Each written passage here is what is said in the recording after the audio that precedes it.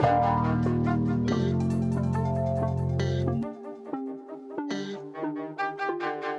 Friday, September 22nd on the Sleepers podcast. Thanks for being here. This is typically a Riley Friday, and then we one time subbed him out and did a Briley Friday. I don't have a Riley pun today. I just brought on the most chaotic, entertaining person that I know personally.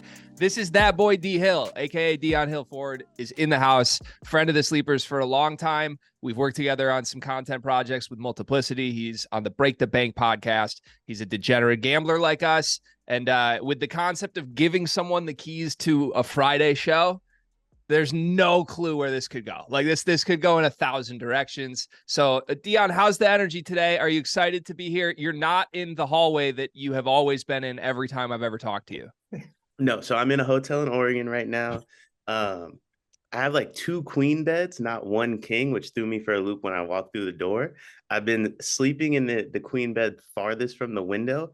I just found out it's day 4 here. I just found out the window's been open the whole time. So that's absolutely insane. And for those of you out there who don't know Dion's many jobs with Sleepers, he's VP of Chaos. He's a VP of HR. He really wears many hats for Sleepers. He's a recent member of the Discord now. So if you didn't join before, now we got Dion in there. If that doesn't make you join, I don't know what will. But there is no Sleepers without this man. I don't think you guys get it. Can we get a quick convo on the Discord, actually? Because when you joined the Discord, 1, I was very excited. 2, I thought you were like really going to thrive and kind of take that shit over and make a name for your, like the Discord was now your Discord, not ours. I think you've posted once in the week that you've been there. What's going on there? Yeah, so there's 2 things. 1, I have no idea how to use Discord. It's been an absolute learning experience for me. There's too many tabs. And then 2, let me try and find his name just because I know he listens. Fam_33. Like, there just wasn't a lot of accountability for your main first half bet last week. You were fired up every time they scored. I think they went up 10-3, I believe the score was. I didn't hear from you for about an hour. So I was like, what's going on here? I checked. I assumed they won because you said you'd update me with every score. I checked my betting app and I was down the money. And I'm like, what happened? I checked the score. They lost the first half by about 10. So I'm an accountability first guy. I'm not saying it's your fault, but like we could have pointed the fingers at me. So I will defend Fam quickly. That was a system play. That wasn't a solo play for Fam. That was a system play. The system last night was profitable. We rocked with Georgia State first half money line. They won the first half by, I think, 14 points. They won that game outright. So Fam has been giving winners. Okay. The very first entry point was not a winner. That's unfortunate for Fam. But I'll go to bat for my boy Fam a little bit. That was a system play. Well, another disclaimer for him. When you have a system play, acknowledge it's a system play. That changes everything. I didn't know we had a system. That's so true. Yeah. Okay. We could have done a better job spelling it out for you. We will do that in the future. And Fam will respond to this. I'm confident. But before we actually move on, Dion, I need you to actually. It's a main bet. Of course, it's a system play. you think we have to jump on Maine Black Bears football? So in my head, he went to Maine or Rhode Island, and he knew something we didn't know. Like I thought he was at the school, like maybe in the student section. Would the fact that Fam is a mystery to us change this for you at all? Because the story on Fam is that he knows us personally. He has shared personal stories of times together on a specific street in college. And we've narrowed it down to like 5 people he could potentially be, but he won't confirm to us who he is. Does that change anything? So yes and no. What it really changes is just how I view myself, because this is how chaotic my head is. I knew that. Like you guys texted me that as before the game even started.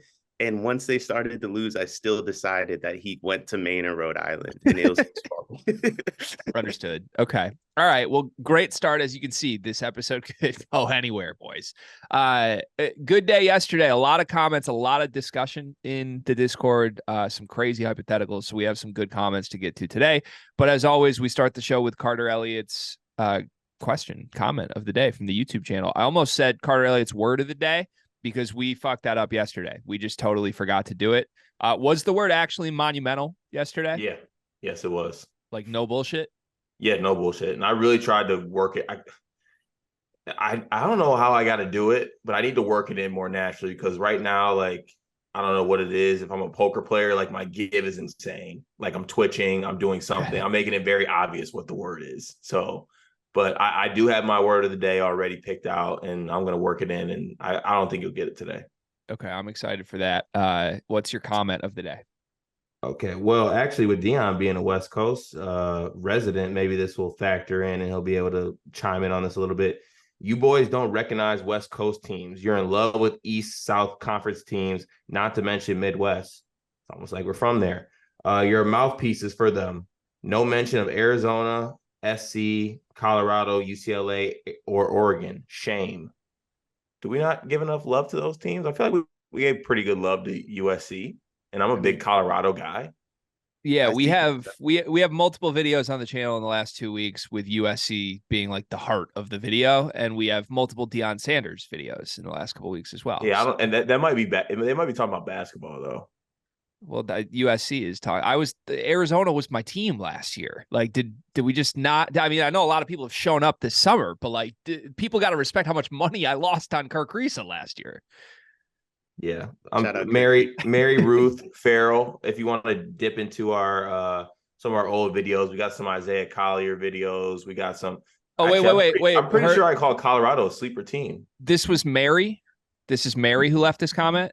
Mary Ruth Farrell makes me feel a little better. What does that mean? I don't know. I like if Mary's. I feel like it's a Karen almost, right? Like Mary. Oh, of course, Mary's upset with us. We're not talking about her team. No disrespect. Like, that's a Karen move. It's a Mary move. That no disrespect held zero weight. That was a Mary move, was it not? We haven't talked about Kirk Risa going to Deion's team yet. How are you feeling about that? I love it. If I was a college basketball player, that I would be him. Him and Raekwon battle. I love it. I lost. Boy, did I lose a good amount of money on those two last year. So the fact that I get to lose I get 2 for 1. They're at my school, and now I don't have to bet on them individually. I can just do it once. There you go. Save some units. Yeah. Any comments on Bob Huggins? I mean, listen, this. So he should have been fired the first time. That's what I'm gonna say. If you're gonna fire him, it has to be the first time. I'm a precedent guy. If we're going to establish a precedent where you lose a job over a DUI, I mean, West Virginia is never going to ever win anything because, I mean, athletes do that like once a month. I'm sorry. Like, it just is what it is. Yeah, where's Coach K's nephew when you need him in Morgantown, right? I don't know. It just is what it is. Like Zion wasn't Zion in the car for that, or what NBA player was in the car for that? Paolo Banchero. Paolo. Yeah, we would have gotten rid of Paolo Banchero if this is the precedent. Like, that's just, I'm not okay with that part. But in theory, him being fired, like, I guess I get it. Yeah, it shows where West Virginia basketball is too. No fall guy for DUI. It's a major issue. It truthfully is. And we had a damn good team before firing him too, which is probably why I'm like, damn, we fired him over a DUI. That's crazy. Yeah, that's tough. Car, any other comments? Sometimes you've been bringing 2 to the table. Anything else today? Just like a personal one is Malik Perry, who's a Discord member, said, Carter, you had me crying. Never ever talk about comics or superheroes. Your knowledge is a 0. Okay, now I really got to get into it. The fact that people even idolize superheroes is actually crazy to me. They were literally born with their powers or have hella money. They were born with a silver spoon in their mouth. Like, are we really idolizing Superman because motherfucker was born on kryptonite or crypto, wherever he was from? Like, he was born into greatness. He didn't have to work for nothing. Like what? That's crazy to me. Batman came from a billionaire family. Spider-Man got bit by a spider. Like none of them grinded for this. Wait. No, getting bit by a spider is adversity, right? No, who didn't get bit by a spider? You just got bit by a spider that had something messed up with it. Are these What are we just the doing big here? three? Like, do you have problems with other superheroes too outside of the big three, or is this just a big I three? mean, honestly, for real, I like villains better because villains got it. Like they got it out the mud. They weren't blessed with anything. That's why they're villains. Like they're ugly as hell, or they just had a really tough life, and that's why they're villains. Superheroes, they're just silver spoon, born on third base. Shout out Ryan Day. Like, Okay, I appreciate the energy from you today. It seemed like you came into this episode and something was wrong. Is that a correct interpretation? I feel like you're upset today. I don't like because Malik keeps coming at me, and I don't like it. Is that really it? Because I was going to say this prior to this superhero tangent. Like, I just feel like you're a little off today. Is everything okay? I think so. Okay. All right. I don't know. Normally you're like real excited to see Riley, and I don't feel like you're excited to see Dion right now. I'm scared. I'm scared. I'm a little fearful. All right. This could be our last episode. Understood. Okay. It'd be a good Okay. last episode. It was a great last episode. Thank you to Malik, even though Carter just kind of went at you a little bit there. And thank you to Mary, even though I am mad at you. Let's go to the Discord. We're going to have to sift through a lot of these comments today, Card, because there's a lot of good ones. There's also just a lot of back and forth discussion. But Ulamog starts us off by saying, thanks for spoiling the word of the day. We probably shouldn't have just written out that it was monumental in the Discord, but luckily you can play along today, and I'll actually remember today. Travis Nelson says, Greg telling people to grow up and not wear a jacket for the car ride in the winter made me lose it. However, your opinion would change going through a UP winter. Would it? Because, like, I've been to the UP in the summer, albeit, but, like, is the UP really that different, Cart? Yeah, UP's insane. Like they get a foot of snow minimum. How far up the U in the UP are we? Because like if I'm in the lower quadrant of the UP, I'm not worried. It doesn't matter. Once you step into the UP, it's a UP winner. Once I cross that bridge, you're telling me I'm just going to start shivering? Yeah, during the winter, yes. I don't know that that's true. I'd like to. So is Travis agreeing with your take about wearing shorts? I don't know. I can't tell. Can we get a ruling from Dion? Well, I guess Dion doesn't know. Like the coldest it gets in the Bay is probably what, 64? Where is UP? Like, what is that? Upper Peninsula of Michigan. Oh, it's okay. the how it's split in half. It's the top half. Listen, I'll tell you what. Here's my take on snow and rain, for that matter. Both are just really stupid. Like, it makes no sense that stuff should just be falling from the sky, like, ever. And then when it get, I am known though, so I'm probably gonna be on She's side here. So I've been to the snow, sadly, 4 times. I can't discuss 2 of those times on here, or else it would be your last episode. But the 2 other times I was told, hey, do you have snow boots? And I was wearing Jordan 11s, and I said, if MJ can score 40 in these, I think I can walk through a little snow. Immediately fell. I'm dying that you called it I've been to the snow. like it's a destination. Yeah. That's hilarious. Let's move on. Tristan Freeman busting brackets. A lot of discussion on if he should drop the Tristan Freeman in his name and just go by busting brackets or vice versa. Company guy there. I respect it either way, but he says third options that may be better than Akins. I'm just going to fly through these. Damian Dunn, Wooga Poplar, Kevin McCullough, Dylan Dessou, Iso Iguodaro, Steven Castle, TJ Bamba, Deshaun Harris-Smith, Pell Larson, Cody Williams, Aaron Estrada, DJ Wagner, Graham EK. Carter, what do you make of this? You were the one who said Akins is the best third option in the country. 2 things here. Akins is not the best third option in the country. That's the first thing. Let's say that. He is a good third option. Second of all, some of the ones that Tristan listed aren't third options on their basketball team. There's a lot of second options in there. And there's a couple first options too. So who's the first option on that list? I think DJ Wagner. Well, actually, no, because Antonio Reeves. Sorry, I take back the first thing. A lot of second options on there, though. Who's the second option? I think DJ Wagner's a second option. I think Stephon Castle ends up being a second option. I think Damian Dunn. I make fun of you for pronouncing. I called him Stephen Castle. It's Stephon Castle. Yeah, that's on me. That's a bad pronunciation mishap. No, it's okay. I mean, wouldn't you say that Oso would be a second option? Is it not Kolek and Oso? No, Cam Jones. Cam Jones. Okay, well, I can make an argument for Oso though. I feel like there's a lot of like mid on this list. But the main thing is that I overreacted by saying that Jaden Akins is the best third option. I appreciate that. Look at you coming full circle. Let's move on. You just call me a circle? I said, look at you coming full circle. A lot of discussion off of that question or the comment from Tristan. Just a lot of people listing people. And then I said, is Akins some monster that I don't realize? The guy averaged 9 a game and NBA teams have zero interest in him. Like, what's the difference between Jaden Akins and Frankie Collins? That was me. That was my comment. I'll give you your chance to apologize for that comment.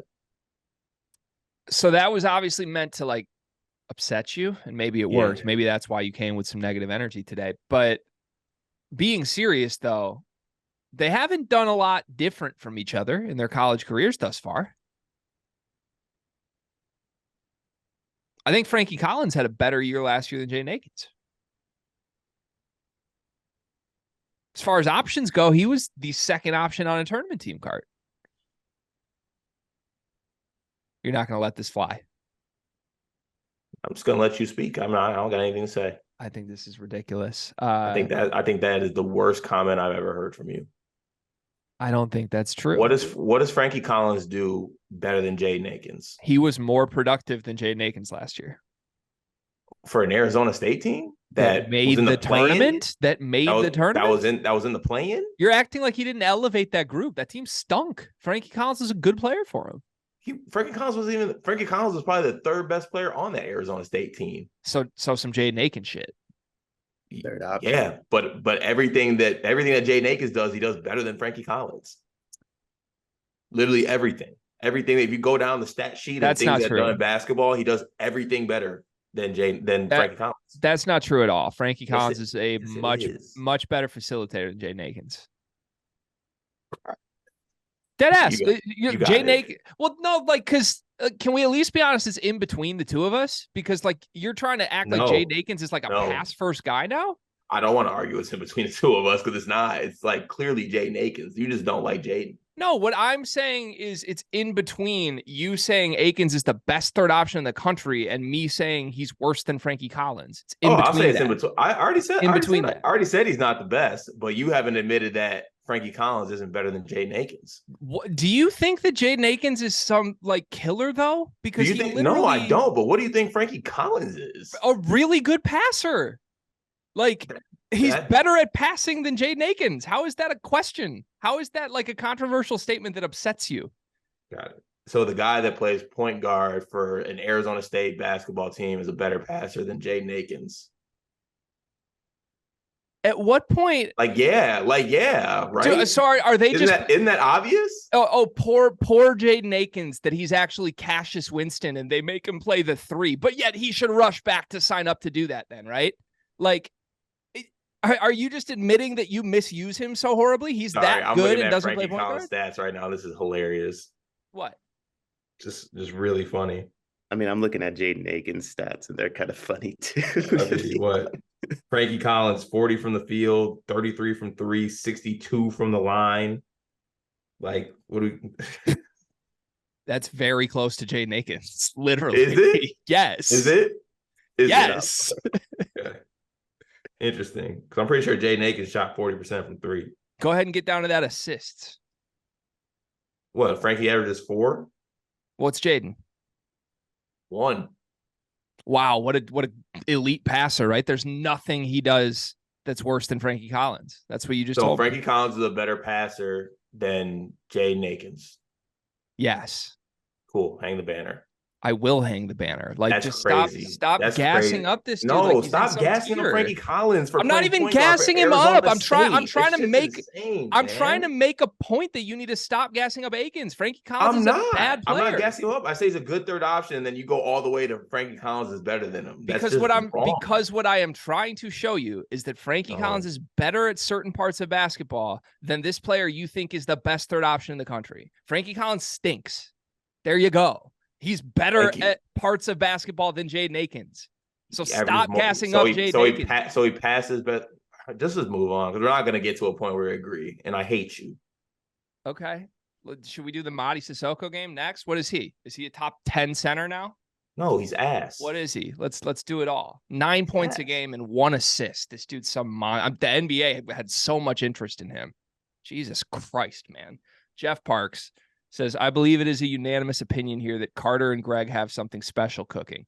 We don't, Jeff. Okay. So damn it. He then goes on to say there's an old saying behind every good man is a good woman. What's the possibility of a show before the season starts that includes the Mrs. Sleepers? Should we do that, Cart? I don't even know they'd agree to come on. Mal didn't seem very interested in the idea. I think I could convince her, though. If you can convince Mal, I could probably convince Meg. So I think if we did that, it would have to be like we say the wives are going to do a show on this day. Give any questions you want the wives to answer. And then we just give the wives a list of 20 questions and they have to answer all of them. And that's the show. And then I edit it. I think that could work. That'd be pretty hilarious. It'd be like a little bit of like hoop with mixed in with some, I don't know, some Kelsey Ballerini takes, or was that lady's name? Yeah, that's disrespectful. By the way, Kelsey's my girl. Any thoughts, Dion? Should we let the girls do the show? Absolutely. I think that should be like your season preview show, and you should mix in like 10 Big Ten questions and just keep track of if they're right or not. Kind of like when like the wives of a husband group do a fantasy football league, and then they end up beating the husbands type of thing.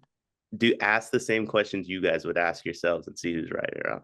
I really like that, and I think they'd probably do better than we would. We should ask them who's better, Jaden Akins or Frankie Collins, to start.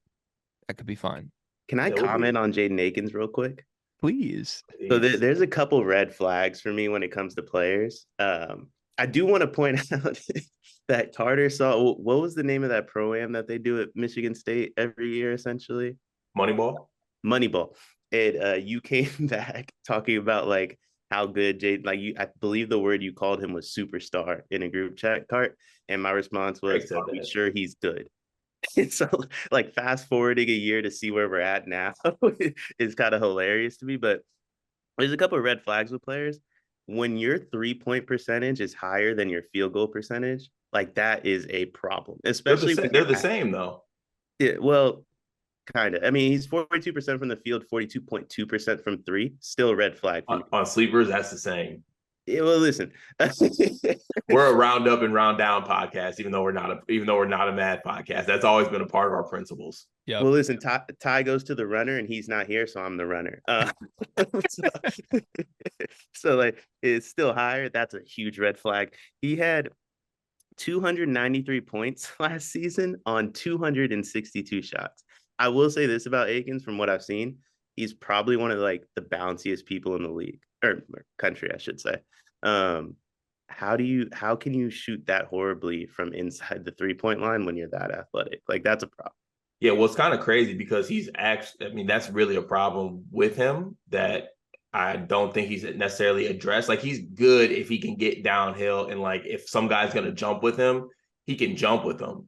But he's also like not driving down the lane and like just raising up like a la like Ja Morant. Like he actually struggles at the rim, which is probably just you can contribute that to him just being kind of small. Like he's still only 6'2", and he's not like overly strong.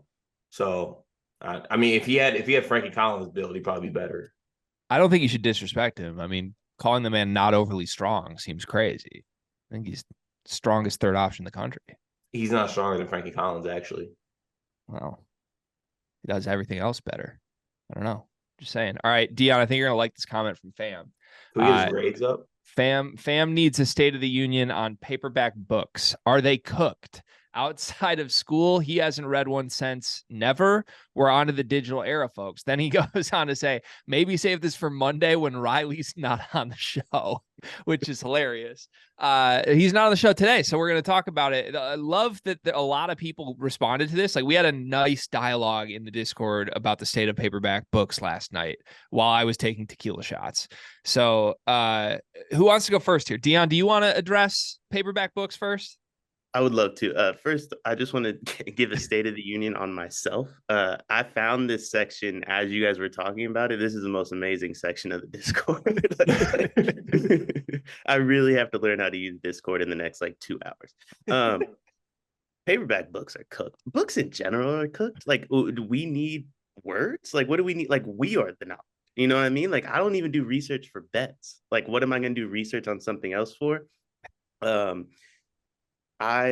The most my research does is if your YouTube video takes longer than 3 minutes to explain to me how to do anything, I'm not going to watch it. So you have 3 minutes to convince me that you know what you're talking about.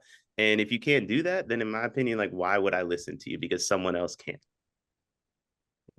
See, I'm a book aesthetic guy. I brought it up in the comments. You know how Brian just holds the book all the time on the that's how I operate. I got a stack of books to my left here at the office desk.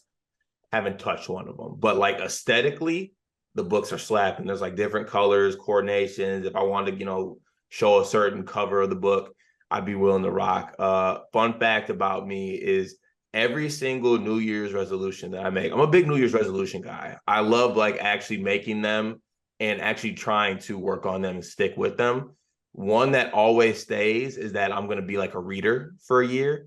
Lasts maybe 2 months. I get halfway through a book and then I'm what am I doing? Why am I reading? And then I just stop. So that's where I am. Don't be a fake reader like me. Just read to read and be oh my God, knowledge. It's weird. Yeah, I think it was 2 years ago you started sending daily snaps of your 10 pages, and that expired. Well, because it was read 10 pages a night, and it seemed so easy, and I really was doing it. It was actually helping me sleep. But then I'm early slate tomorrow. Yeah. This 10 pages could be research. It gets hard to read when sports outside of baseball season come back. If you expect me to read on a Friday night when Wisconsin's at Purdue, there's just not a chance that's happening. You could maybe get me in the month of July when there's absolutely nothing going on. But we had a long discussion. I don't even think it was on the podcast ever. Maybe it was, but years ago, you and I had a thing of what's weirder, to say you haven't read a book in 10 years or to say you haven't had a glass of milk in 10 years. That was the thing. You think it's weirder to not have read a book, correct? Because you're not a milk guy.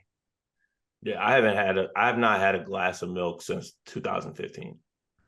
Yeah, I think it's much weirder to not have had a glass of milk, in my opinion. Dion, when's the last time you had a glass of milk? By itself? Yeah, just a glass of milk. Yeah. To that, I'm all of 5'8", about $150, $155 at most. The answer to that might be never. It's very possible. I definitely was well underneath 18. I'll put it that way. That was the first time I read a book, though. So I'm pretty interested in just bringing back the concept of drinking a glass of milk. I may start just doing that on episodes, Cart. I feel like that would make you uncomfortable, which would make me entertained. I don't know. It's not honestly, it's not even the concept of drinking a glass of milk. It's drinking a glass of real milk. As opposed to almond milk? Yeah, real milk disgusts me. Wait, so you would drink almond milk, but not real milk? I mean, I wouldn't drink a glass of milk regardless, but if I had to drink a glass of milk, it'd be a glass of almond milk, yeah. It's impressive that you were wrong about something you just don't do. That takes a lot of skill. Okay. And then a lot of just response to the book stuff in here. People all over the place. Some people saying they're big book guys. Illini Trav says he'll never go digital. Coy says he reads a ton. Fam's down for audiobooks. So interesting. Very all over. Your wife's a big book person. Gee, doesn't she read like a book a day? Yeah, she's I think she read like 160 something books last year, maybe. I don't remember, but trying to exceed that number, kind of difficult now that we're parents, though. Just less time available. Does she count the children's books as a book? No, that doesn't count. She doesn't want to be great. I've also thought about this, by the way, a little tangent here, but I'm pretty sure I would be a historically great children's book author. I could see that, actually. I could not see that. I don't really know how to begin with it, but like I feel like I would end up making like heartwarming children's stories about like very fucked up things that would be funny. And I don't know how. I don't know. I feel like it'd be like it sends shockwaves through the children's book world for like the first 2 books, and then the 3rd book you'd say something that was like, okay, he's taking it too far. I don't know. I might try to write one. It might start with like, Daddy got a backdoor cover. And just make it a heartwarming tale for the whole family. Okay, Malik Perry says he's going after me because I made way better sense. He says Aiken's minutes doubled as a result. His stats increased with little drop off. 16 points, 4 rebounds, 3 assists, 3 block, 1 steal against Kansas State.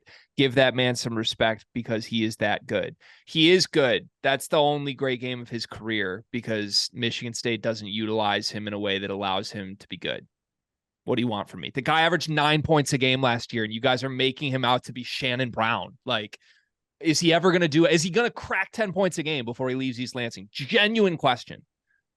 Like, Cart, is that going to happen? Is he going to score 10 a game this year? That's not a high bar. What? Like, you can't just shut down. People come here to listen to your podcast. You can't just shut down. Oh, no, okay. Truthfully, I think he is going to crack 10 points a game this year because we're going to need him to pick up some of the scoring drop off that comes from guys like Joey leaving. Okay. All right, that's a fair take. And didn't he average like, was it like no bullshit, like decimal one? Wasn't it like 9.8? Yeah, it was 9.8. That's 9. You're going back on our principles. We always round up. Oh, well, I guess we always do it. No, it's our principles aren't round up or round down across the board. Our principles are round to whatever our argument is. That I was just about to say. You're right. Okay, you're right. Correct. I'm sticking to the principles here. And then Malik goes on. Said I can't just shut down because I wish I could sometimes. Like if you're texting me this, I'm probably shutting down. Yeah, I'm gonna hit you up after this genuinely and just be like, "Are you all right?" Like I can tell you're just mad, don't want to be here today, which is tough. That's a tough look for a podcast where people care most about coming to listen to Carter Elliott. I do want to be here, but sometimes you upset me.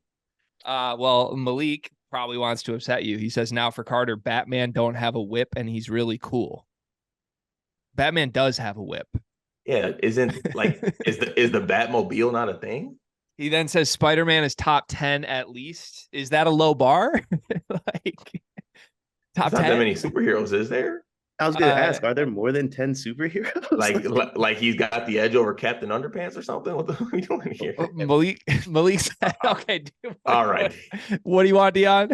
We're not going to disrespect Captain Underpants. That very well may be the last book I read cover to cover. That is a good book series. We're not going to do that. Malik's favorite superhero is Superman. In a silly voice, this man is allergic to his home planet. Wow. Saying Superman is a character that is lame to me. He's the worst fighter, and without his powers, he's the most useless too. I've already said my superhero bit. Silver spoon boys who wear spandex. All right. Understood. I'm just scrolling through to make sure we didn't miss anything else. A lot of superhero talk after that. Oh yeah, one great comment. We'll end with this today from Basketball Jones. This was at 1:57 in the morning, by the way. Love that that's where Basketball Jones's head is at. He's been a critical addition to our community on the Discord. He says, hypothetically, you have to bet half your life savings on picking the NCAA tournament winner. You can pick one of the following 4 options. You can take 4 teams to win the NCAA tournament at plus 500 odds. You can get 8 teams to win the NCAA tournament at plus 250, 12 teams at even, 16 teams at minus 200. Which option do you take and who are your teams? Again, you have to bet half of your life savings on one of these options. Okay. I think I'm going 8 teams at plus 250.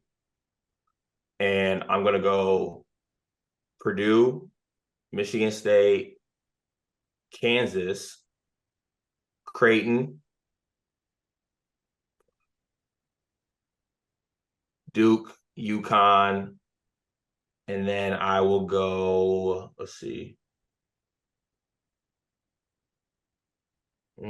It's tough. I got 2 more. I feel like I got to get, oh, sorry. I'll go Texas, and then I will go just for safety purposes. I feel like I got to pick this team, even though I truly don't believe in them. I will go Marquette. Okay. Dion, what would you do? So he doesn't specify what you can do with the other half of your life savings. So I'm going to take 4 teams: Duke, UConn, Texas, and Purdue. And I just need one to get to the Final Four. And then with the other half, I'm hedging. I mean, that's actually... And what if one of them don't get there? Well, we don't focus on that. It's a pretty good strategy. So I'm going a different route, and I think someone said this below. I'm trying to remember who. I think it was Illini Trav who said this. My only goal with this would be to not lose the money. It wouldn't be about maximizing winnings whatsoever. It would be just how do I not lose the money? So I would take 16 teams at minus 200, and I would just bet the top 16 teams. Period.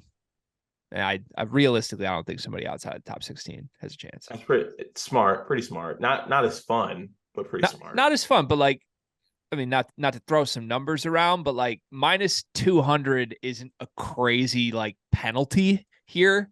Like if I bet half my life savings, I would still make some money on minus 200. Was like, it minus? Oh, it was minus 200. Yeah, actually, technically, getting 16 teams at minus 200 is really great odds. I'll take the safe route. Can we do futures this year? We can. Do you want to actually bet them, or do you want to just do them? I kind of want to like have maybe like 5 teams that we pick that we have futures on. I'm down for that if we do it together. I am notoriously impatient as a futures better though. Like I don't like it. I've had this USC to make the college football playoff ticket in my DraftKings account for so long. And there's been some tough days that have come these past couple weekends, and I've been so close to hitting that cash out button and just figuring it out. Yeah, it's brutal. It's not fun. Dion, you want to do futures with us? Can we make that a group effort? So I'm in, but I am known for the quote, "Why would I bet a future when I can just bet the team every single game?" I like that. Honestly, I'm with that, man. You guys basically did that with USC last year, right? Like there was no need for a future. Just going to bet that every game. Are you both still betting USC every game, by the way? Yes. Yeah. I also placed in Alabama to make the college football playoff future, which is why I don't make futures. What happens when USC plays Colorado? So luckily, Travis Hunter's out for that game. So I can wrap my head around betting USC because it's next week. I bet on a USC game in some form or fashion. So for that game, I'll probably do like the over. Okay. And just like hope USC wins 60-50. Got it. Okay. I feel like the way I'm approaching Colorado this year is how you guys approached USC last year. Like I'm blindly betting them every game until given a reason not to. Okay. Great day. Great week from the comment section. Appreciate everybody in the Discord. In fact, I want to give a quick shout out to a new member of the Discord, Ryan the Lion. 1127, great name, by the way. Joined a little after midnight last night, and this is what he said. I hope he's okay with me reading this. He said he's finally joined. As an opening statement and an MSU student and super fan, I'll say this. Greg, you used to drive me crazy. I thought you were just an MSU hater, but I've grown to very much enjoy most of your takes. Carter, keep on doing your thing. Go green. I love your guys' dynamic and ability to make a podcast informational, but also fun with other topics too. Keep it up. That gave me a lot of momentum for my weekend. I'm not going to lie. So thank you, Ryan the Lion. Can I also leak a DM that was sent to me by Ryan the Lion on Discord at 9:27? This is don't mean to sound creepy, but do you by any chance live in the Beverly Hills, Franklin area? That's where I lived and grew up. Don't live there currently. I went to a high school called Groves. That was a high school I was going to go to if I didn't go to Country Day. And I feel like I've seen someone that looks exactly like you in the area, but I don't know if I'm bugging. Ryan, that's me. Not many like me around this area. That is me, my brother. Next time you see me, make sure you say what's up.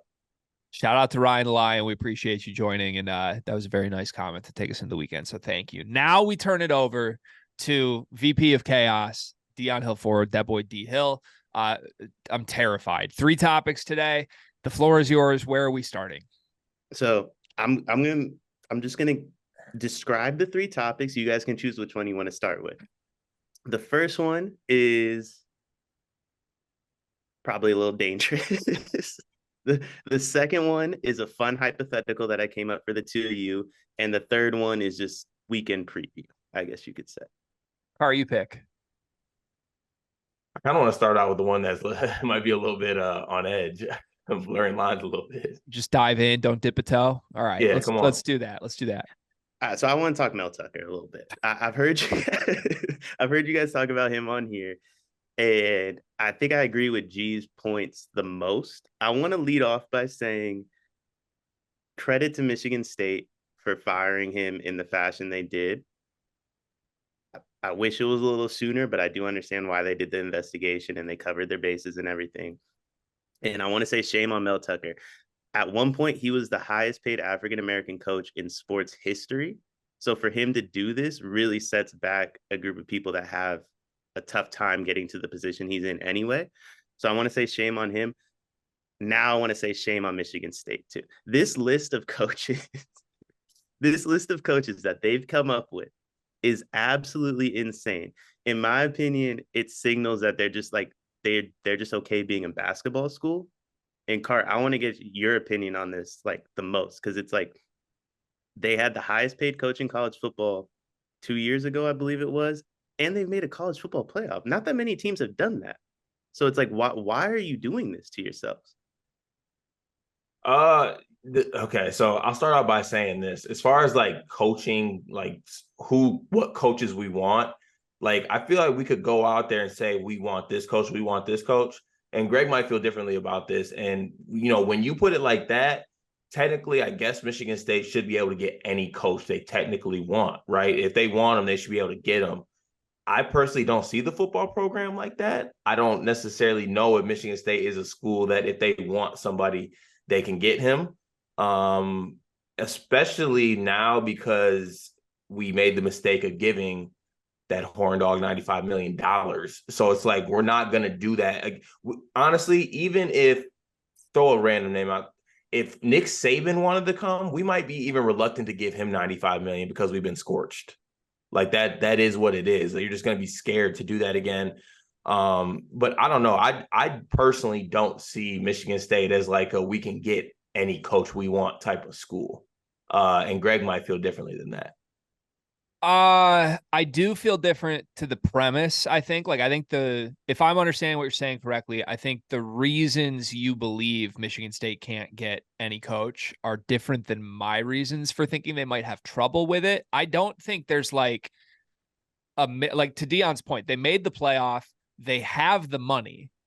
The Spartan athletic brand as a whole is probably one of the top 20 most valuable ones in college sports, in my opinion, just like overall. And basketball is a big part of that. But like, there are resources here. There's new facilities.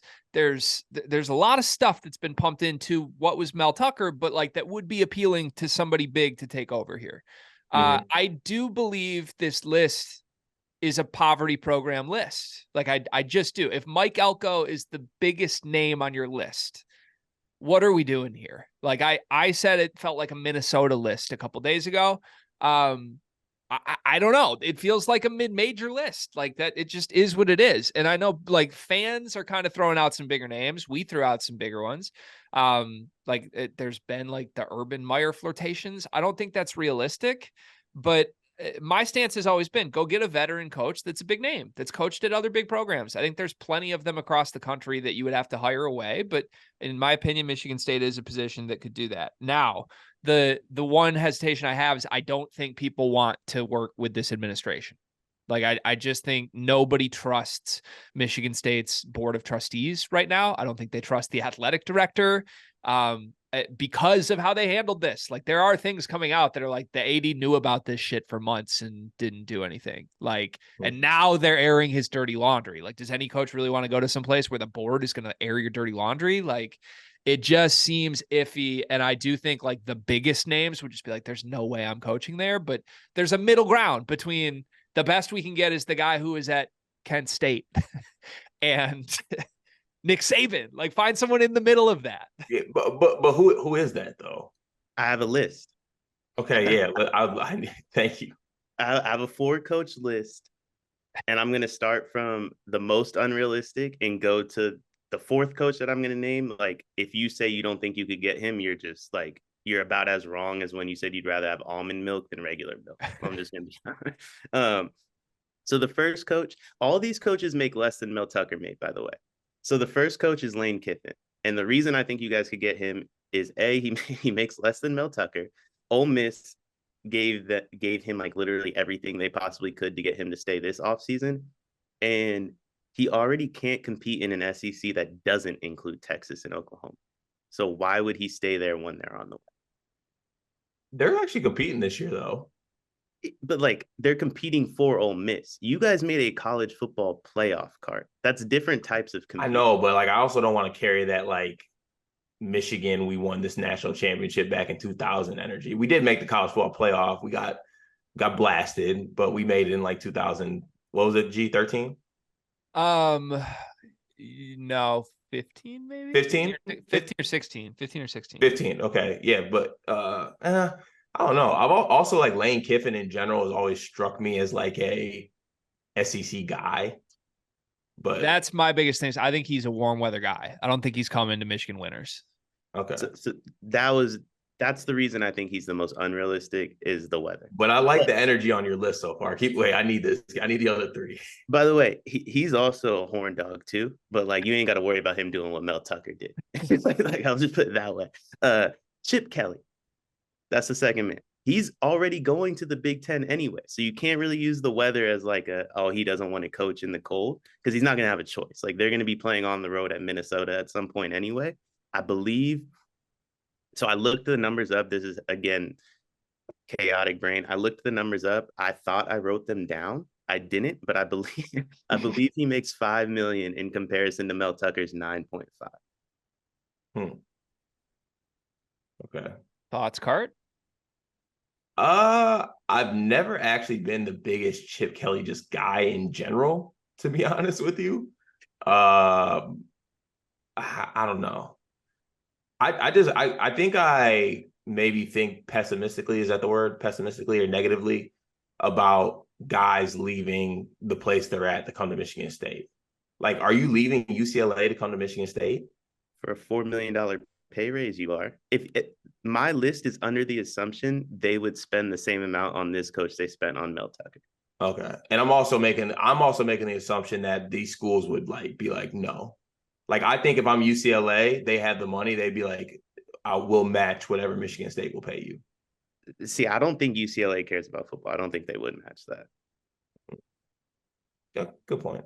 I like that call out. I do. I like just roster stuff. Like, is Chip Kelly going to leave superstar freshman quarterback though?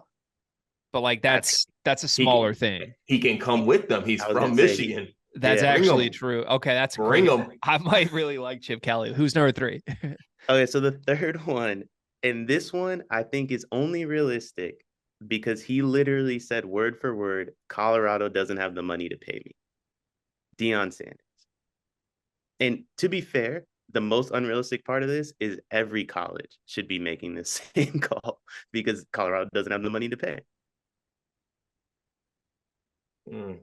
So do we think Deion's just out the moment he gets the Mel Tucker contract offer? Yeah. I don't think he is until his sons leave. Well, why wouldn't they just go though? They can't. It'll be 2-time transfer. They get a waiver. I don't know. NCAA is starting to really crack down on them waivers. For Shedeur Sanders and Deion Sanders, that waiver will appear. Trust me. I think he's the least likely on the list thus far, mostly because the waiver rule. But if once his kids are out, also like I don't know. Does he want to coach after his kids leave? Isn't this kind of just like the family's moment and it's great? I think he does. I think so. I don't know. I don't know his financial situation. I think a lot of those football players that played in the 80s and 90s have a lot less money than we think they have, though. So I do think, like, financially, I think unless Shadur were to go like top 10, I think it makes a lot of sense for Deion Sanders to continue to coach, especially if he's going to be tossed $10 million. Yeah. Colorado would hate Michigan State if they sniped Deion Sanders. I think they already do. So, right. I mean, look at the way. I don't know if you guys saw the video of the way he left Jackson State. It's on Well Off Media. Shout out to his son. I mean, he literally left in the middle of the night. You got to make the call. You got to make the call. Okay. Who's the top of the list? So here's the top of the list. I don't see how this guy says no. I don't think I'm saying his last name right, but if I am, shout out to me. Shout out to English. Kyle Whittingham, Utah. That's Ben Cart's guy. That's who I want. Yeah. Are they actually interested in him though, Cart? Like, I haven't heard his name on any of the actual reports. No, I don't know. But I don't see why we wouldn't be, especially because this is what it is for me. The candidates that are on the list and are being brought up, it's like they do what Kyle Whittingham does, but just not as good as Kyle Whittingham has done it. Like, they talk about building a program, recruiting, playing well, like defensive teams, and just building a program that was not in a good place. Like, Whittingham did that. And he's, for me, it's even more impressive because, like, I think people brought up the Coach Smith from Oregon State. Like, Oregon State just got, good. Like, I think they won 8 games last year. Like, they were pretty good, but like every single year, Whittingham is going head to head with the USCs and the UCLAs. And for all the hype that USC is getting, Utah is the team that's winning the Pac-12. So, and all the hype that Oregon gets, it's Utah that's winning the Pac-12 and going to the Rose Bowl. So I really like Whittingham.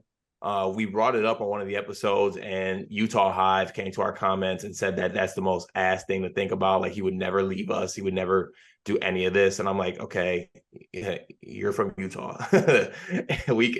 I truly believe we can pull the rank like we're Michigan State and you're Utah. He also makes him and Deion Sanders. By the way, Deion Sanders makes less than half of what Mel Tucker made and doesn't even know if Colorado can pay him. That's why I think it's realistic. But Kyle Whittingham also makes less than half what Mel Tucker makes. So to say he wouldn't leave is crazy. Money runs the world at the end of the day. Yeah, if they spend money, it's got to be on somebody proven like that, though. Like, if they're gonna hire Mike Elko, you gotta pay him nothing. If you're gonna hire one of these names, then yeah, bring the money cannons out. I think they should. Let me throw 3 quick names at you, then we'll move to the next one. So, along the lines of Deion's list, this is a guy I was wondering if you were gonna bust out at some point. Sonny Dykes, TCU. TCU kind of not looking as good as they were after they just lost Duggan. Like, still there. The Big 12's changing. Some of the better teams are moving to the SEC. TCU's stuck in a Big 12 that I don't think anybody truly wants to be in anymore. He makes like $45 million right now, I believe. You'd have to pay him, but to me, that's like a guaranteed good coach that probably would leave for $70 million if Michigan State offered. Your thoughts, Cart? I mean, but isn't he like one of those?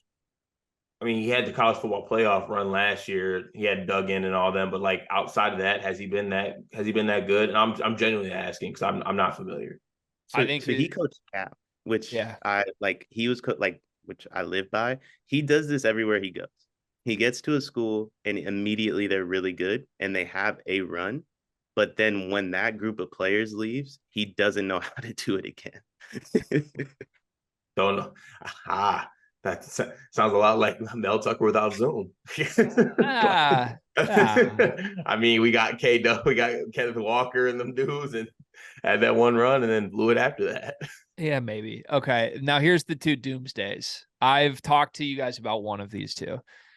What I would do if I'm in the meetings at Michigan State on what do we do to hire a football coach is I reach out to all these mid-tier guys. I tell them we're interested. I don't have to rush to pay Mike Elko. I don't have to rush to pay any of these dudes. Just, I'm interested. We'll call you at the end of the season. I wait until the end of the season. And I weighed out two things. First, I see if Ohio State fires Ryan Day. Because if Michigan beats Ohio State, I believe they're going to fire Ryan Day. And if Ryan Day is available, that is absolutely my call immediately. Big Ten guy. We've seen Ohio State coaches go to other Big Ten schools. I think he would immediately take it. I don't think you'd have to pay him $90 million, but I think you'd have to pay him. But immediately that's the switch that happens. The guy's in the playoff pretty much every single year, even while losing to Michigan. Like his teams are going to win 9 games a year in the Big Ten. You guys don't like that. Cart, you hate Ryan Day. I just think that Ryan, obviously he's the coach of the football team, and he has to do things and pull strings to make that program go. But I really think he's just a puppet for Ohio State football. All the work is done by the assistants, bringing in the talent and everything. If anything, Ryan Day really has to only do one thing right, and he's managed to blow that the past couple of years. Counterpoint. Does it matter that he's a puppet? He's bringing his assistants with him. We want a good puppet. If the good puppet wins 9 games. Is he? I don't know, because I feel like if Ryan Day leaves, they're going to give the job to Hartline. And really, I want Brian Hartline. Yeah, I don't know. Dion, what do you think? Well, I just want to say if Ryan Day were to leave, that group of coaches that the list I made for you guys is immediately getting called by Ohio State. And they're not going to be afraid to spend the money. But I mean, he's better than any coach on you guys' list. Like, I mean, opinions of Ryan Day aside, like, I'd rather have him than Mike Elko. Yeah. Okay. Wait, G, real quick. One wrench to kind of put in that thing. If we do wait, I guess, and these might be rumors, but there's already murmurs that if Jimbo at Texas A&M starts sputtering towards the end, like Elko is going to go to Texas A&M. They've already put feelers out for him. Who cares? It's Mike Elko. Like I cannot say this enough. There are 1,000 Mike Elkos. There just are. Like every coach you named on that list was Mike Elko before Mike Elko. You just said Sonny Dykes. Like Mike Elko just did exactly what Sonny Dykes just did. Mike Elko went to the college football playoff? I'm saying he's made a successful football team at Duke. They lost 4 games in the ACC last year. Okay, like the Sonny Dykes comment was a little bit too far. But what I'm saying is they went 8-4 in the regular season in the ACC. That's not some milestone achievement. I get it. Like he's at Duke. Duke's supposed to suck at football. They were a middle of the pack ACC football team. Like maybe that's his ceiling.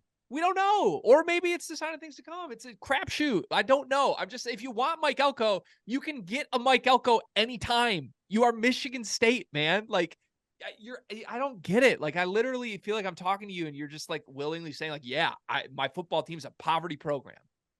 That's insane right now it is. To me. It is. They have more money than anyone, Carter. It's a shitty situation. We're not bringing someone into a great spot. Colorado just won 1 game last year and hired Deion Sanders for half the price that you guys are paying Mel Tucker.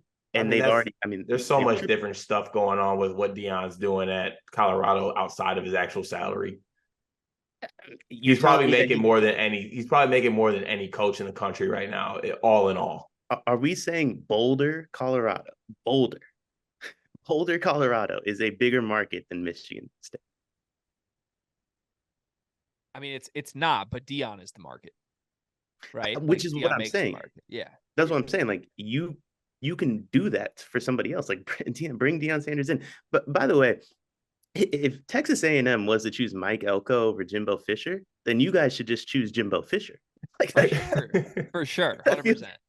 I would call Bob Huggins, honestly. At this point, like just give me someone I trust in a locker room. The final doomsday scenario I had here, the same thing with Ryan Day, but let's just say it. I don't think it's going to happen, but it could. Bama doesn't want Nick Saban anymore. It could happen. If this team sputters to like a 7-5 season, which is absolutely possible with these quarterbacks, Saban probably is like, I don't want to do this anymore. So I would assume Saban, if he leaves Alabama, he doesn't want to coach anywhere else. That would be my belief. But also Saban is a petty MFer. Like if Alabama sours on Saban, he probably doesn't want that to be the last note of his career. He wants to go out on his terms. He coached at Michigan State previously. You would have to make him the highest paid coach in the country to come coach at Michigan State. But I think Michigan State could do that. Is there any world where that happens at all? I don't see it. I just don't see him leaving Bama ever. Like, even if he went 7-5, he's just not leaving Bama. Why is everyone involved with Michigan State acting like this is Duke?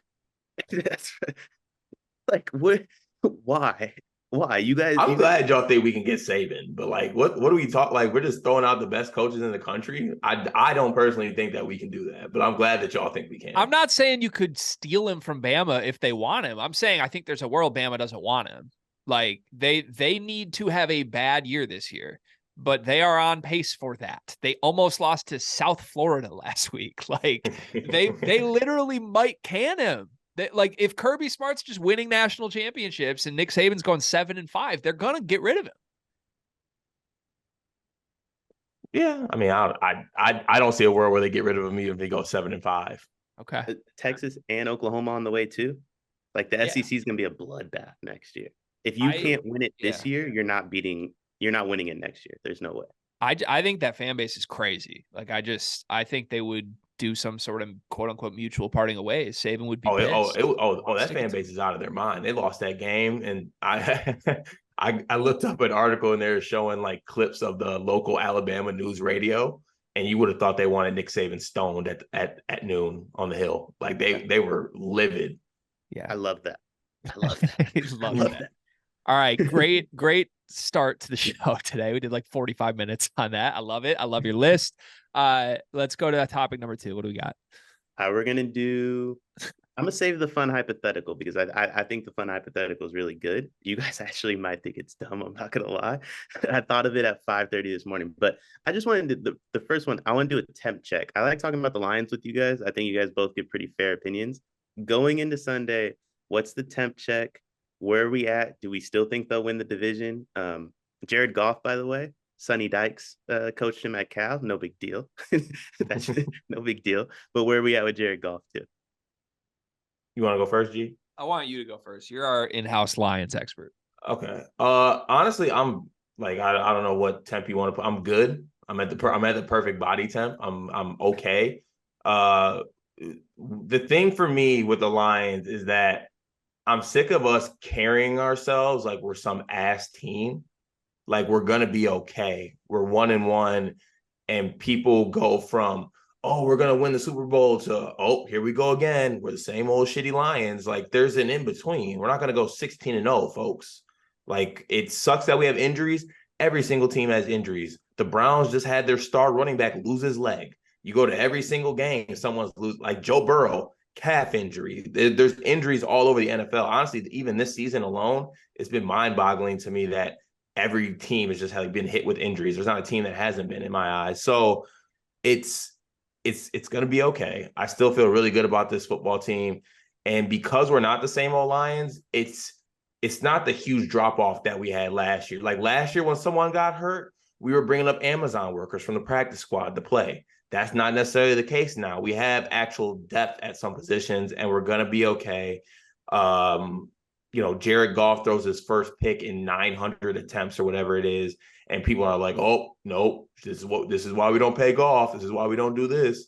It's just like, you need to just bring it back a little bit. We're going to be okay. We're going to win this Sunday too. So that's a damn sure. You think I'm scared of Desmond Ridder coming in the Ford Field? I'm not. Like, we're going to beat those guys, and it's going to be okay. Lions are still a good football team. That's basically where I'm at. Yeah, I'm annoyed by certain elements. I don't want to see Seattle again. I'll say that as clearly as I can. I never want to see those guys. I think they have our number. It's just weird. I think if we play that game 100 times, the Lions win 97 of them. But weird shit happened against Seattle last year and this year. Respect to those dudes. Good football team. They play better than they should. Respect. No respect to those dudes from me. Okay. The Falcons, I think the Falcons stink. I think they're 2-0, but they stink. I think Ridder has been the second worst quarterback in the league, only ahead of Kenny Pickett this season. And I expect the Lions to like statement victory this. Like I kind of teased it before the Chiefs game, but I said early on I felt strongly like an early loss might be the best thing for this group because the hype had gotten really, really high. And then when they beat the Chiefs, the hype was really, really high. I'm bummed they lost because it was an opportunity to like cement that they're way out ahead of the division. But the rest of the division stinks anyway. Like we don't need to win the division in week 2. We can win the division in week 5 if we just take care of business. And I'm hopeful, injuries aside, I think that was a wake up call for a lot of people. Like we actually got to show up. I am scared by all the injuries, but I know that's happening everywhere.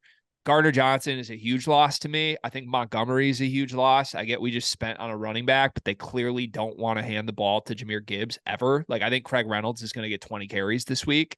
So I don't know. I'm a little scared just off injuries, but I still think they're a good football team. I'm not worried. I've never heard of Craig Reynolds.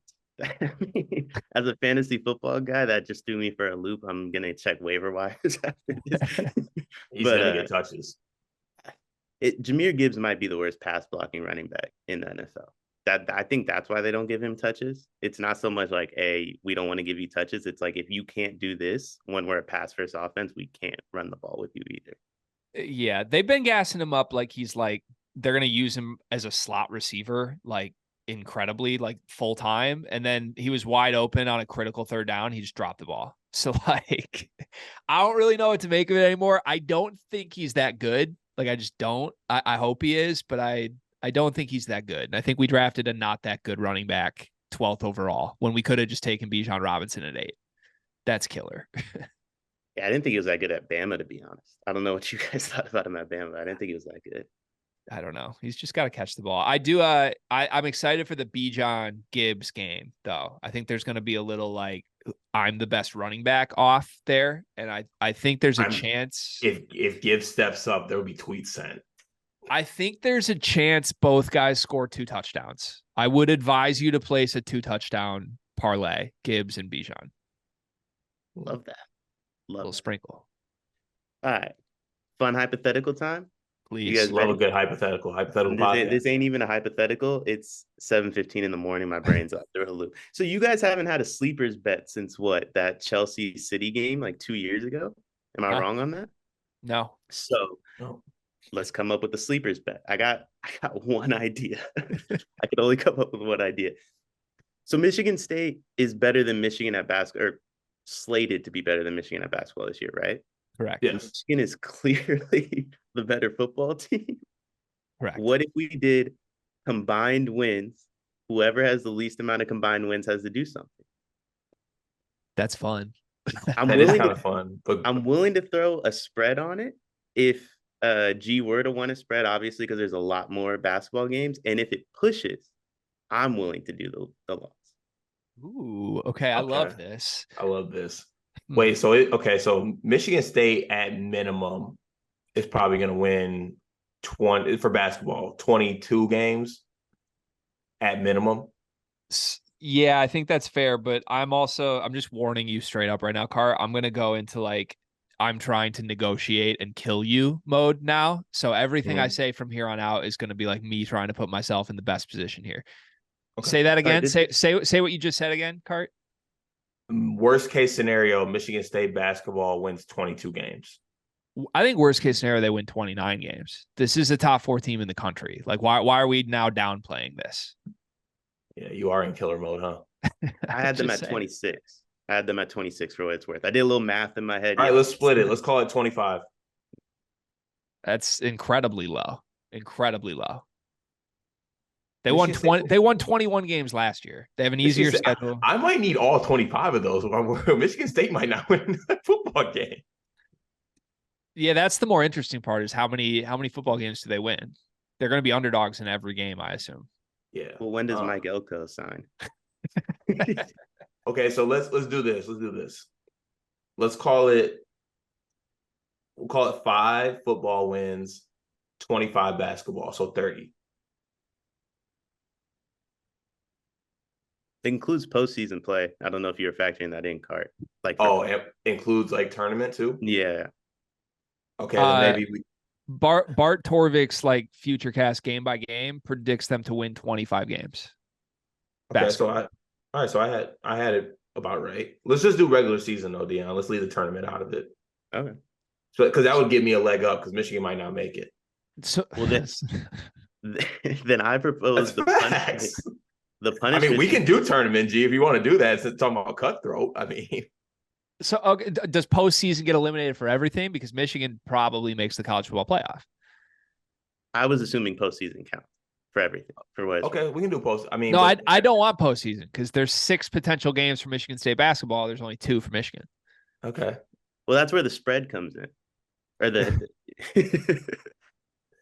All right, no, let's call it 30. I think 30 for Michigan State altogether, and then for Michigan football, no college football playoff. Probably 10.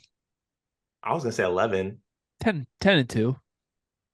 I like Penn State. Penn State's pretty good. Ohio State's pretty good.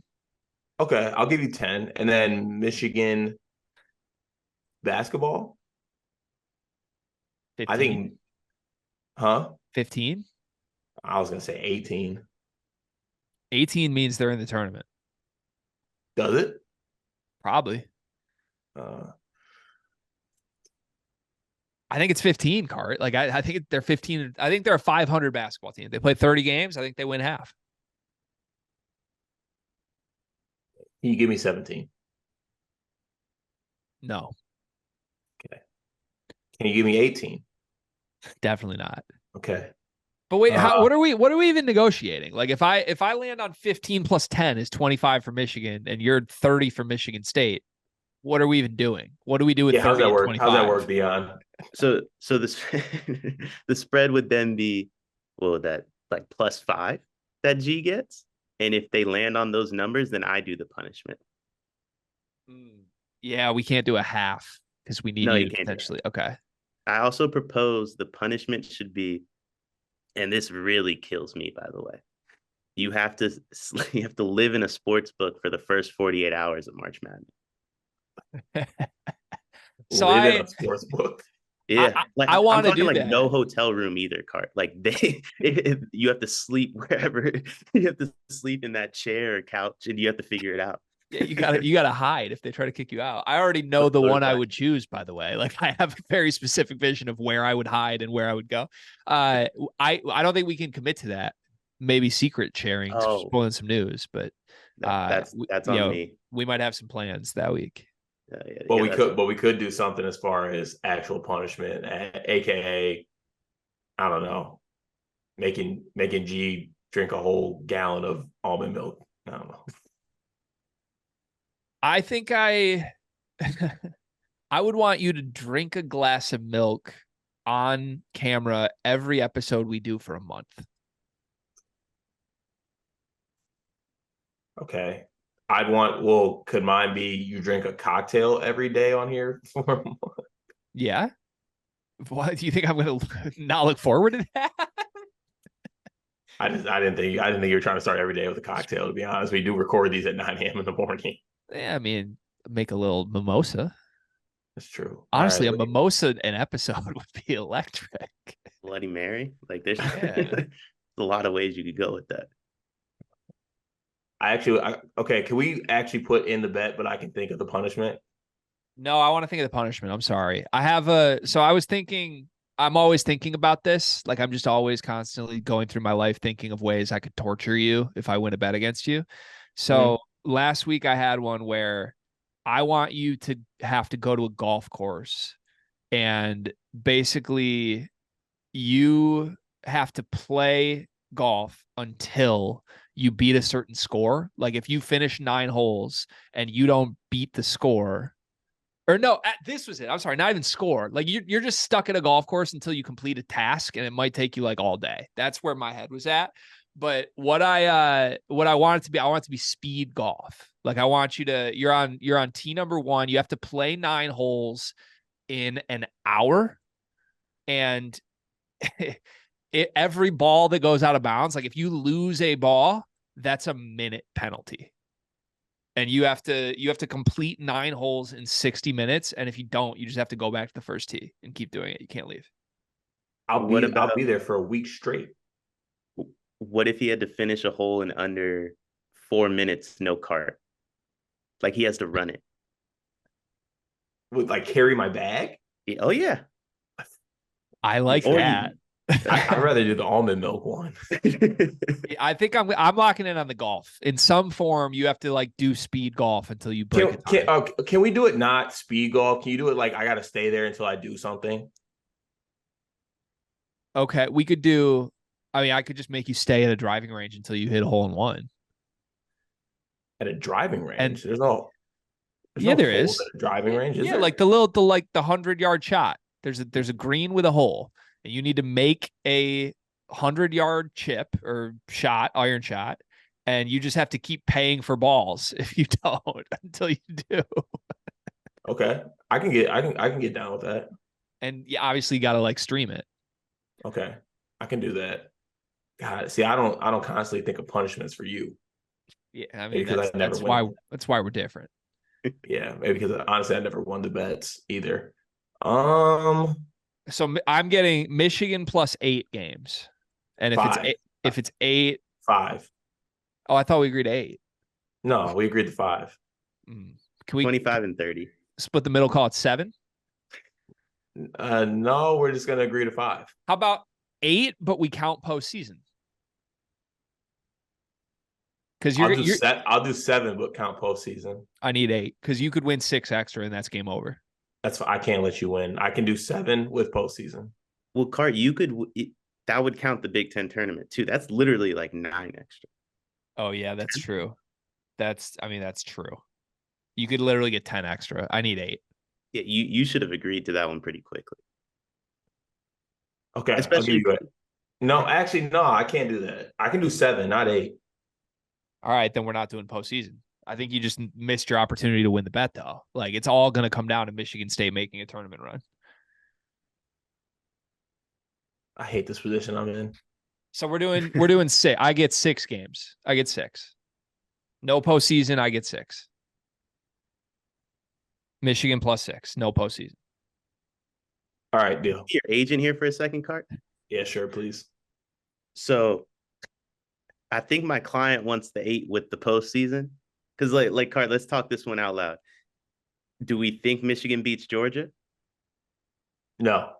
Do we think Michigan beats who's number 2 right now? Florida State? They could, yes. If you were betting on the game tomorrow, who would you bet? Florida State, but that comes from a different spot. Fair enough. But my point is, realistically, they have to beat Ohio State to get a postseason win. And their only postseason win is going to be the Big Ten championship. Michigan State could lose the first round of the Big Ten tournament, probably still be a 2 or 3 seed, and get to smoke some team in the first round of the NCAA tournament.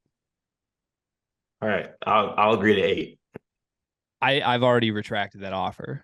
All right, hell yeah. We agreed to say. Also, crazy. Dion has been like my biggest advocate in all spots, and here he is negotiating against me. I'm rattled by this. I had to play both. He knows I need it. All right, so the deal is Michigan plus 6 games, football and basketball. Love this bet. Love this hypothetical. Cart's punishment for me is pending. My punishment for him is he has to stay at a driving range and keep buying golf balls until he makes a hole in one. I'll have to find a driving range that actually has a hole by where the flag is. I've never seen those. You've just never made it in the hole. Every single one. You've just never gotten that close to a hole, man. I'm sorry. I mean, I only go to 2 driving ranges. Also, like, I don't mean to just pile on you here, but like, with the way you've been hitting your irons, you're not ever gonna make one. No chance. So like when we get to nighttime, what happens? I mean, they'll close, and I guess I'll just have to come back in the morning and just keep it going until it happens. Yeah, I'll probably be there for a month. If you get a day into it, I'll allow you to throw the ball instead of golfing it. Okay, bet. Okay. All right. I love this. This is great. Thank you, Dion. Great show today. ThatBoyDHill. Let's go to one big thing presented by Bigby. Bigby. Hopefully Dion got some Bigby this morning in Oregon when he woke up at like 5:30 to make this work for us. We appreciate it. Let's let our guest go first today. What's your one big thing, Dion? So I'm not a huge traveler. I'm just gonna throw that out there. I've really only ever traveled when I play basketball, and I don't normally drive in other states. So this is my first time driving in another state. Oregon has this thing where you can't turn right at every red light. I don't know if Michigan has that also, but you can't really turn right at any red light. I've almost ran about 30 red lights in my rental car. Luckily, point guard. So my awareness is on a 10. If I was like a 2 guard or a 3 guard like Jaden Akins, I mean, we'd have a lot of tickets coming the way of the rental car. Just gonna throw that out. You did everything in your power to throw Jaden Akins in there, and I honestly respect it. What rental car do you have? That's all I want to know. They threw me in. I hate rental cars because, like, in my car, I have custom speakers, and that's the only reason I like my car. Like, I could care less about any other feature in my car, but they threw me in this Mazda. I have to turn the volume up to like 80 to sort of hear the bass drop on any song. It's ridiculous. I'm sorry you got to go through that. Gee. I was expecting your one big thing to be that you're not a round robin guy. Can we address that quickly? Yeah, so I just want to apologize to all the people out there for the round robins. The reason it's not my one big thing, though, G, is I found out yesterday you can do round robins for anything. I thought it had to be like home runs. I thought it had to be goal scores, touchdown scores. I didn't know I could just do spreads and make a round robin. So I'm kind of back in on round robins. I just have to figure out where my lane is with them. Yeah, I also discovered this. I think the play is to round robin like slight money line underdogs. That's my current move. Just like plus 1 to 200 max. And we got to figure out the right pairings. Like, I don't think we need to be betting 2s. I think we need to be betting 3s and 4s and stagger it the right way. So we'll talk. We'll talk offline about this. We'll figure it out. For my one big thing today, I want to put some respect on McDonald's hash browns. In fact, I've had this here this entire episode, just kind of looking at me, and I've been. Is it cold now? Yeah, it is cold now. That's damn. Really now prior to the show starting, I had 2 that were hot and they were great. This is the third one. It's now cold, but I really love McDonald's hash browns. McDonald's breakfast slept on a little bit. McDonald's coffee, honestly, surprisingly good. I would just like to eat this hash brown for my one big thing today. So that's what I'm going to do as you do your one big thing. That also gives me an insight into how those mules and tequila shots went last night. That you're smacking your third hash brown from McDonald's on the show. Oh, second one big thing for me. I'm not a tequila guy anymore. No. Yeah, it's just a total I'm washed old thing. Like my thing for a full decade was if I take a shot, I want it to be shitty silver tequila. Like Carter knows this from all the trips with me.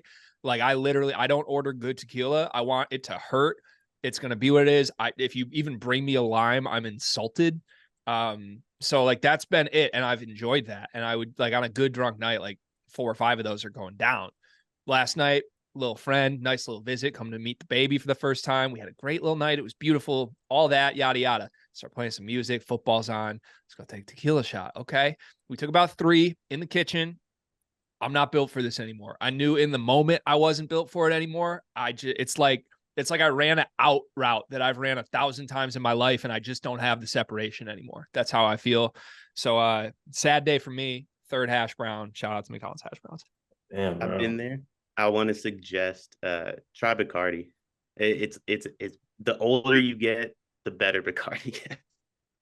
I like that. I'll give that I'm a try. sick. I'm watching my dog turn into Adam Thielen with tequila. That's actually crazy. You kind of look like him too. My one big thing is that someone said to me last week, I think it was, when I sent the Snapchat out to one of the Snapchat groups that I'm in, that you shouldn't wear socks with like your slippers. Like, do y'all have UGG slippers or any type of slippers?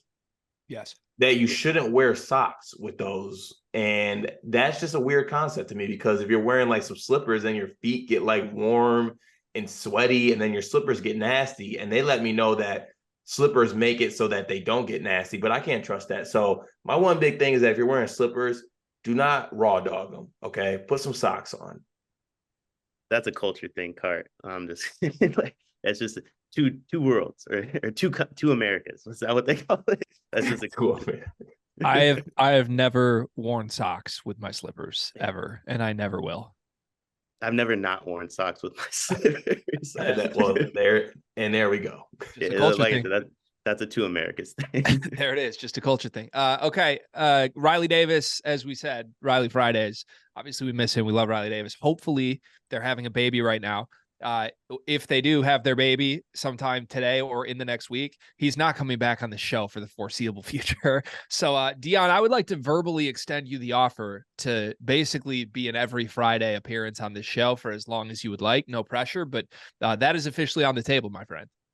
I accept. And moreover, I want to add to this contract. I want you guys, fam_33, and everyone else of that Discord, hold me accountable. I need to not only learn how to use Discord, I need to be the most active person in that Discord. Wow. That's what I wanted to hear. I appreciate that. Cart, I do feel like your spirits have turned over the course of this episode, by the way. Do you agree? Do you echo my sentiments there? Yeah. Also just got a text from TJ saying I got sneaky drunk last night. I'm sick he didn't send me that, man. Like, I can't get the credit for that. He's got to go back channels talking about the night he had. Brutal. All right. Have a great Friday, everybody. We'll be in the Discord. Link to join in the description. We'll see you next Monday.